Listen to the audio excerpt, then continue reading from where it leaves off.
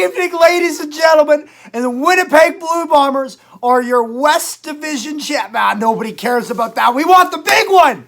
The Bombers defeat the BC Lions 28-20 in the Western Final. I was there. I was hyped. I was excited. I was freezing my ass off. It was cold. It was snowing, but it was a great, great time. Wow. I cannot contain my excitement. The Bombers have the chance to win 3 in a row. Something that has not happened since 1982. We can get it done. We can. And I'm just so fucking excited. Anyways, so pre-game, pretty much, you know, the normal lineup, exactly what we were hoping for would start, but let's get right into it. So, first quarter, we would have a big throw to start the game. Oh, there we go, there we go, there we go!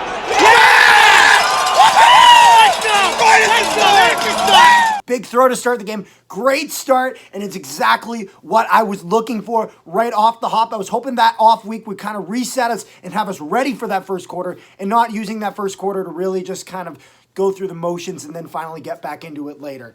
You know, great things to come. But there can be some great things to come for you as well, as you should check out today's sponsor. Do you hate when you can't find your preferred sports betting site?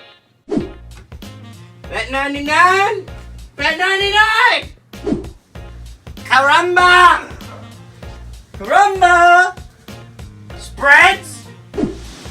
This doesn't look like cool bets. Betway! Betway! Ah, it's a spider!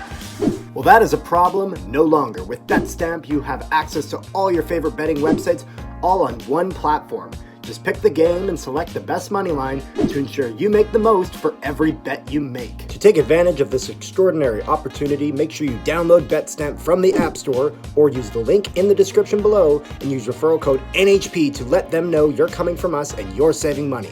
Now, without further ado, let's get back to the video. Yes, thank you so much to BetStamp for all that. And actually, I used BetStamp just today, won myself $10 on this game. You guys can win too if you guys use it. Make sure you use promo code NHP. Lets them know you're coming from us. So, you know, it was a great time. It was a great time. You know what else is a great time? My Dalton Schoen touchdown. Run that post. Go, go! Come on, Jeff!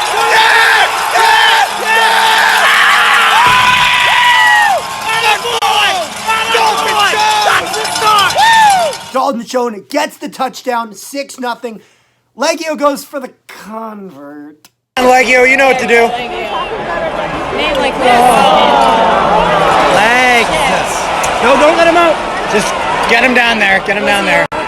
Okay, so we still... Yep, Legio misses that first convert of the game. I have to imagine that they just didn't scrub the ground enough, get enough of that stuff off there for it. He would miss the convert. 6-0 though for the Bombers, and they would go up. And then the Lions would get their first offense of the game just to go 2 and out. That will become a theme. We will get back to that. And then, so they would go to punt the ball, but we would block it.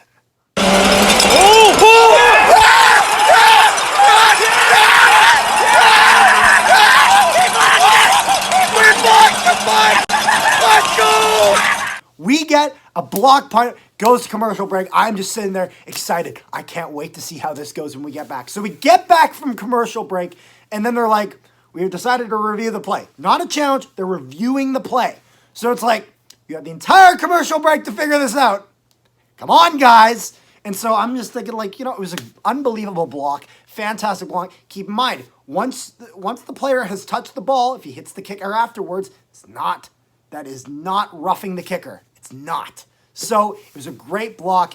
It would get called roughing the kicker, but he touches the ball first. It doesn't make sense. It doesn't make sense. It was a bad call, and I really was not happy with that. Lions would go in, but it still doesn't matter because they would go 3 and out. They go and punt again, and it goes straight through Janarian Grant's hands, and BC recovers their own punt in the red zone.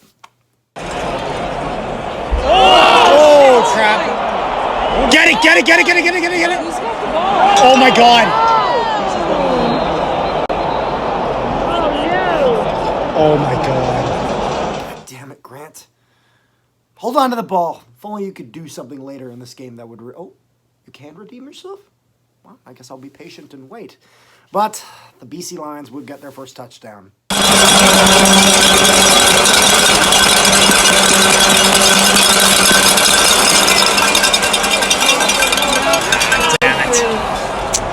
Lions get the touchdown. Convert is good. 7-6 BC. And I believe, if I'm not mistaken, this would be the only lead that BC would hold all game over the Bombers. There would be a good pass to Rasheed Bailey, and then a 40-yard field goal for the Bombers, making this game 9-7 Winnipeg.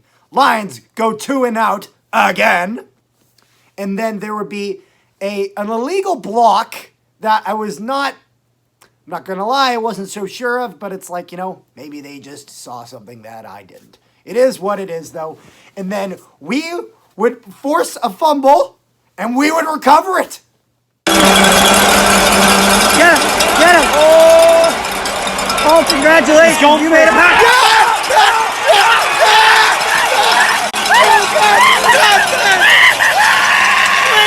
Man, the defense of the Winnipeg Blue Bombers was giving the BC Lions a tough time. I was,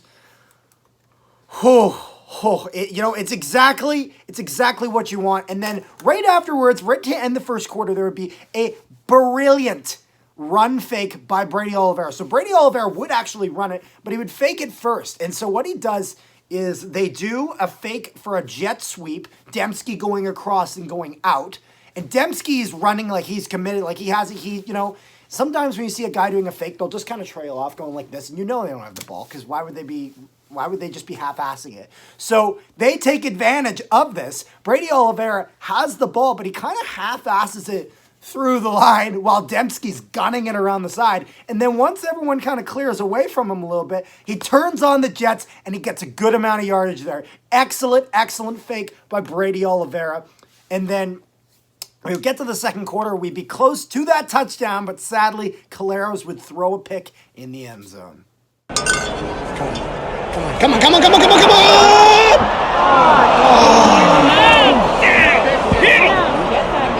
Take him down! Take him down! He hasn't gone down until he takes the knee. You tackle. Unfortunate is what it is. The Bombers going forward from here would actually really try to focus a lot more on that running game. Not because they can't throw, but because throwing has a bit more of a risk than it does running. And Oliveira would have a fantastic game with that. And Dakota Prukop would really come in clutch sometimes on that second or on that third down, coming in, making that run, and just doing what he does best. BC would go 2-and-out. Bombers get an offense, push the field a little bit, punt. BC goes 2-and-out again. And then, so they go 2-0, and then they would punt it, but Grant would have a brilliant punt return for a touchdown. It's good. Come on, Grant. Come on. Oh, no, they got away. Come on.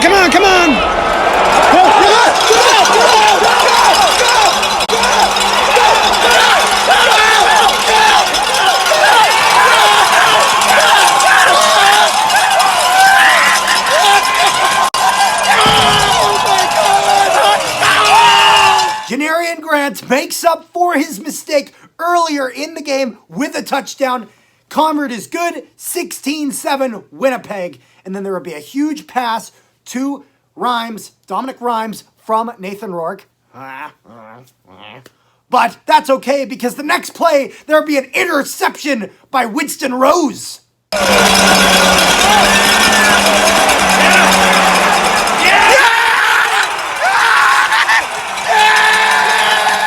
Interception by Winston Rose turns that play around, moving straight back down the field. There would be an illegal procedure by BC when they would get back on offense afterwards. We would take a knee, Rouge, 16-8 Winnipeg. At this point, this is where I was really starting to see how solid that running game was and how consistent Brady Oliveira was. And when you have that level of consistency in your running back core, it really helps your offensive coordinator a lot, because it gives him an idea. I can run this play, and then I know we'll be able to get that sort of yardage with the run, or maybe I know we won't be able to get that sort of yardage. You have to throw. It makes it easier for Buck Pierce to do his job, and Buck Pierce was doing a great job. However, The only complaint I have is we were doing that outside jet sweep a bit too much. The guy behind me was hating it. He hates the jet sweep. He hates when Nick Dembski takes that handoff and runs wide. I understand why Buck Pierce does it. There are some times in games where they can really get outside and he can do some real damage. But the problem here with the weather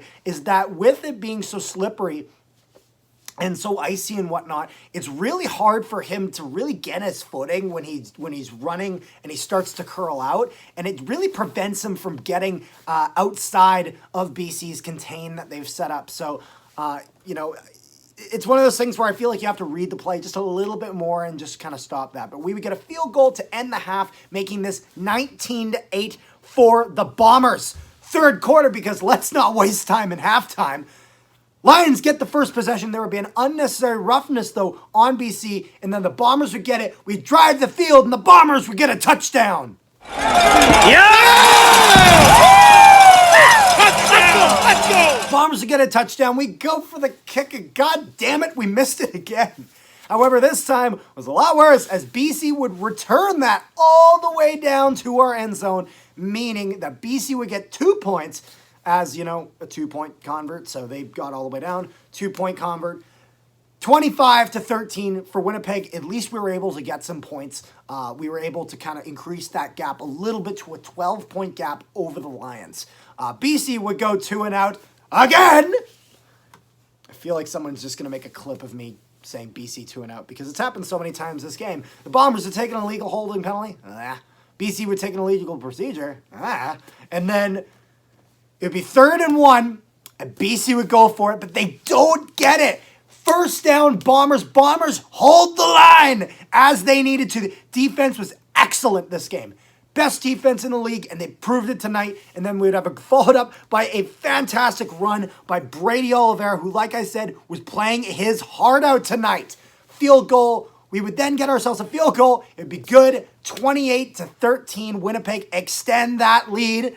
But you know what happens before we start talking about more stuff? BC would go 2-and-out. That's the story of the game. BC 2-and-out. It was unbelievable. They had not really had a real good instance of some completions and some really good runs. And they got a touchdown before they actually got a completion. It was like, what is this? But, it is what it is. And at this point, this is when I was really starting to realize the excellence in Prukop's running game. He had done a great job earlier, but, there are some times where we would throw him in on 2nd and 2. I remember he got 16 yards out of one of that. For a backup quarterback, being able to throw him in and not only get the first down, but really push down that field is really it's an excellent skill. And I'm glad that Prukop, he knows his role with the Bombers. He knows he's not the starting quarterback, but he knows that he can be the best damn backup that we got, and he can add so much to the team, even just playing as a backup. He can add so much, and he does that tonight. BC would get going, though. We would challenge a play for offensive PI. I'm not going to lie. I didn't think we should challenge this. Normally, so I did, O'Shea put in the flag for the challenge. I'm like, you know what? I don't think it was offensive PI. I trust O'Shea, though. He probably saw something I didn't. Sadly, it didn't really connect, and I'm not really that surprised, because as much as there definitely was some sort of contact, I find it hard to believe that contact I find it hard to believe that contact prevented us from making the play. I think that he was in a good stance. He got moved out of the way, not by really being pushed. He kind of moved over almost willingly, sort of. And yeah, I just didn't think it was enough. The call on the field would stand, so I wasn't exactly surprised there. But then we would get a sack. Take him!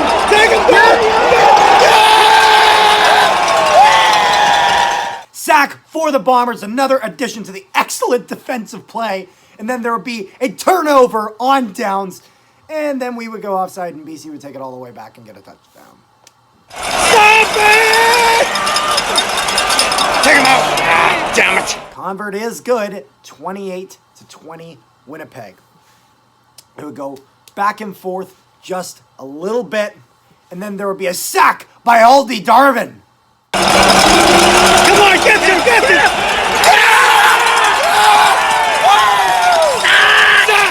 Like, I'm feeling it. I'm feeling the energy. I'm feeling the excitement.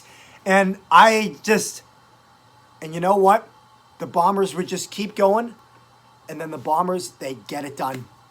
They get it done with whatever the hell that last play was. The ball was just going all over the place because the clock hit 0 before the snap went. So before the snap even went, we all knew this was going to be the last play of the game. And so Bombers, smartly enough, had all their defenders back, just ready for him to go anywhere, and they'd chop him down and ensure he wouldn't get the touchdown. But literally, the Lions would drop it off for somebody else like 3 to 4 times on that play. It is a mess of a play, but it is what it is. The Bombers would get it done, would defeat the BC Lions and advance to the Grey Cup, the 109th Grey Cup in Saskatchewan, in Regina. Boy, I am hyped for this now that we know that the Toronto Argonauts are going to be in that game. So it's going to be Winnipeg versus Toronto, November 20th in Saskatchewan. Sadly, I will not be able to go there. One of these days, I will go to a Grey Cup game. I will absolutely do that. Sadly, I'm not able to do that this time. But I don't know if you've noticed, but my voice has really taken a beating today. I've kind of been yelling my ass off the entire game. I hope you guys had a great time watching this video, watching the game, watching the football game. And I hope you guys, I don't even know what to, I'm speechless. I'm speechless. The Bombers they are on the verge of doing something that just doesn't happen in the salary cap era in sports. It doesn't. And, you know, just seeing how connected this locker room is, how connected they are with the fans, with each other, with the coaching staff, with the organization, everything. It's unprecedented. It's unprecedented. I didn't see it in the Tampa Bay Lightning. I didn't see it in the Montreal Alouettes in 2008, 2009. I didn't see it in the Pittsburgh Penguins. But I see it in this team. So I hope you guys tune in November 20th. I may or may not be live streaming that game. I'll keep you guys posted about that. I'll make sure I let you guys know at bare minimum the morning of if I am streaming. If I am, I hope you guys join and have a great time with me as I pray to God that my Bombers can win their 3rd consecutive Grey Cup. It's possible. It can happen. So yeah, make sure you guys like this video, comment down below, share it around. That means a ton, please. And if you guys use BetStamp, use code NHP, and I'll see you guys next time. The clock is out! They have one play! Come on! Come on! Take it down! Down! Down!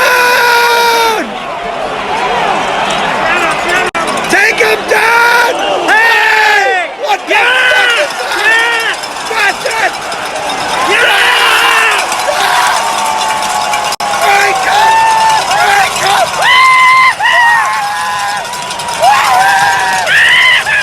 Flat that, baby!